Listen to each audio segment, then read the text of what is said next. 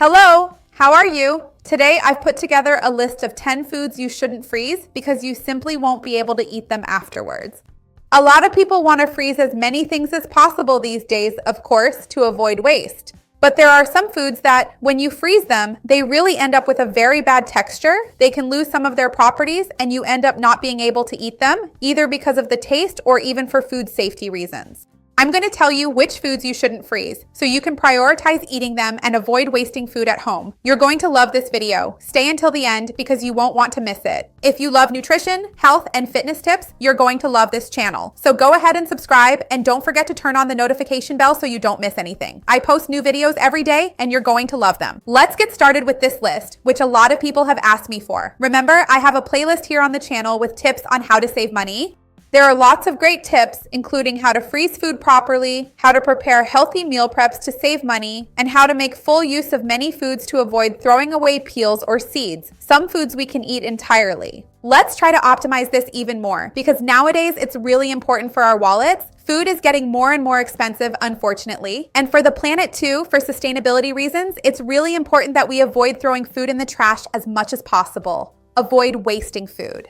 And a lot of people always think of the freezer as a lifesaver. When food is about to spoil or getting too ripe, they immediately want to freeze it. But there are some foods that we shouldn't freeze. Some because of microbiological risks that can actually harm our health, and others because of texture issues. Because if you freeze them, when you go to defrost, they'll be bad, you won't be able to eat them, and you'll end up throwing them away.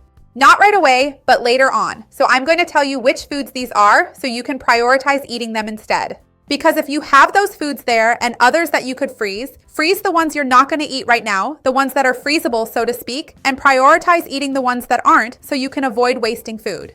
If you like these videos with tips on saving money and making your daily life easier, leave a like so I know you enjoyed it, and I'll make more videos like this. And tell me if you have the habit of freezing food at home or not. If you usually cook just enough to eat in a day or two and don't really use the freezer much. Let me know down here in the comments, because knowing that, I'll bring more videos, including recipes for freezing, tips for freezing that can help you. Also, remember to share this video with anyone you know who needs this information, who will enjoy it. Let's spread this chain of good, because that's what I want here on the channel. So, the first food you shouldn't freeze that won't turn out well when you defrost it is lettuce. Lettuce is a leafy vegetable with a very high water content. And when we freeze this lettuce in our home freezer, in our household freezer, it causes the formation of some ice crystals that will break apart because water expands when it freezes. So when these ice crystals form inside the food, they break some of the cells. So when it thaws, the cellular structure of the food is altered. That's why often when people freeze leafy greens, like lettuce for example, when it's thawed, it becomes very soft, very wilted. Nobody can eat lettuce that has already been frozen.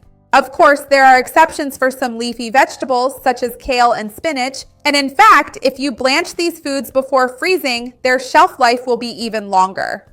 Remember that I have a video here on the channel explaining how to freeze food the right way. As I mentioned, I'll leave the link for you down below in the description. But in fact, lettuce is one of those foods you should not freeze. If you want your lettuce to last longer, on the other hand, this is super important. Remember that you can use a golden tip that I use at home, and I'll share it with you here. I've mentioned this in other videos, but it doesn't hurt to repeat. Take your lettuce, clean it well, sanitize it, cut off the stem, wash it under running water to remove any dirt or visible debris, and then let it soak in hypochlorite or baking soda to remove pesticides. I already have a video talking about this here as well. I'll leave it down below in the description for you. But sanitize the leaves, and then you can dry them with one of those salad spinners we have. Or you can even leave them in a strainer. Shake them a bit like this to get as much water off as possible. Then take a container with a lid, plastic, glass, whatever you prefer. Line it with paper towels, those hand drying or kitchen cleaning papers. Use that or a napkin, whatever you have. Place your leaves in as dry as possible and close it up. The leaves will last well throughout the week, almost up to a week in your fridge. No need to freeze them. Do it this way and they'll last longer. You'll save money and you'll always have fresh, crisp leaves for yourself. Another food you shouldn't freeze, for the same reason of having a very high water content, is fruit that's very rich in water. So, watermelon and melon are fruits that, when you thaw them, become very mushy and soggy. So, avoid harshly freezing them. And always remember that you can always use them to make some kind of delicious green juice, mixing parts of them with various vegetables, or even a refreshing fruit salad. I have a video on the channel teaching how to make a balanced fruit salad, and I'll leave it down below in the description. Another food you should avoid freezing as much as possible is pasta, especially if you tend to cook it until it's very soft. If you cook it al dente, so it's just before being fully done, with the center still a bit white, you might be able to thaw it successfully. But usually when we thaw pasta, it turns mushy, gets soggy, and nobody can stand to eat it. Since pasta is really a product with a very long shelf life, because we usually buy it dry, and it's rare for anyone to make pasta at home these days.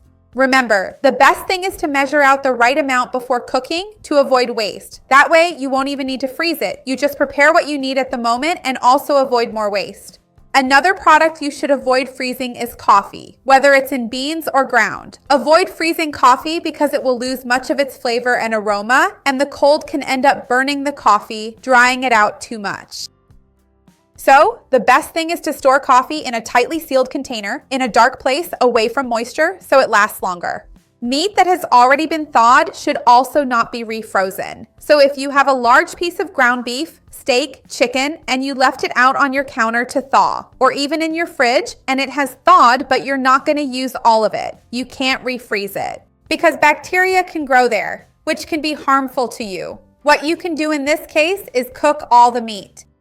So, if you defrosted 3 pounds of meat and didn't actually need all of it, cook it all, make pasta sauce, make whatever you want, just cook the meat, saute the seasoning, and then store it already cooked, because you can also freeze it again once it's prepared. But after you defrost it, you'll have to use all of it at once. So here's a tip. You can prepare the meat and freeze it once it's already cooked, but taking that raw meat and refreezing it isn't a good idea for you because of bacterial growth. It could be harmful to you and your family.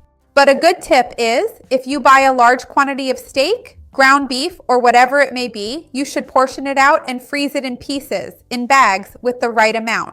Sometimes buying a kitchen scale, which is super cheap, investing in that will really help you avoid more waste later on. The same logic applies to meals that have already been frozen. I know a lot of people who meal prep for the week, make packed lunches, take them to work, and sometimes thaw them, or sometimes make a big eggplant lasagna, thaw it, and then want to refreeze it. This is not recommended, precisely because of bacterial growth. In this case, when you thaw something, ideally you should consume it within 2 days. So keep this in mind when you're organizing, or once again, portion everything out and freeze the portions separately so you don't have to keep thawing and putting yourself and your family at risk as well. Another food you shouldn't freeze is dairy products, whether it's milk or yogurt. Ideally, they shouldn't be frozen because when you thaw them, you'll notice a separation between the protein portion, the whey, and the more solid part of the yogurt or milk, and the more liquid portion. In other words, it separates. You can still use it in sauces or blend it into smoothies if that makes sense, but for drinking, the texture and flavor aren't very pleasant. Because of that, many people end up throwing it away, thinking it has gone bad, when in fact it's just the separation caused by freezing. It's not that it's spoiled, it just separates, and it's not contraindicated for consumption in this case, but it does get weird. So if you're going to use it for cooking, that's fine. But if you're not going to cook with it, avoid freezing it because it will be really unpleasant to consume. Another food you should avoid freezing is whole eggs with the shell. Remember how I said that liquids expand when you freeze them? Eggs are liquid, so if you put an egg in the freezer, the shell will crack, it will break the shell, bacteria can get in and contaminate your egg, making it unfit for consumption. If you want to freeze eggs, my tip is to buy one of those resealable bags, open the egg, break it, and freeze it without the shell. Put in as many eggs or egg whites as you want, write it on the bag, and once again, after thawing, you can't refreeze it. Also be careful with certain types of sauces, especially sauces thickened with starch or flour. When you thaw these sauces, the fat and the flour can separate, making it look really odd when you serve it again, and it ends up not being very appealing. Ideally, we shouldn't even consume these sauces that are rich in fat and flour in our diet. It's best to use healthier, more natural seasonings. But if necessary, if you've made a special dish at Christmas or something like that, just know that the tasty sauce from your chicken or your turkey, when you go to defrost it, it might separate, it might look strange. So sometimes it's not even worth freezing it because the taste and texture are really affected. And lastly, still following that idea of foods with high water activity, be careful with potatoes because when you freeze raw potatoes, they can become mealy, grainy, and when you defrost them, the overall texture often ends up feeling as if there's actual flour or some other starchy substance in them, like there's something unpleasantly lumpy and quite unappetizing in your otherwise smooth potato. So, the ideal is to cook the potato and freeze it cooked or par-cooked, or else speed things up in your daily routine and use it right away in soup, use it right away in mashed potatoes. Try to prioritize eating it instead of freezing it and focus on freezing other foods instead.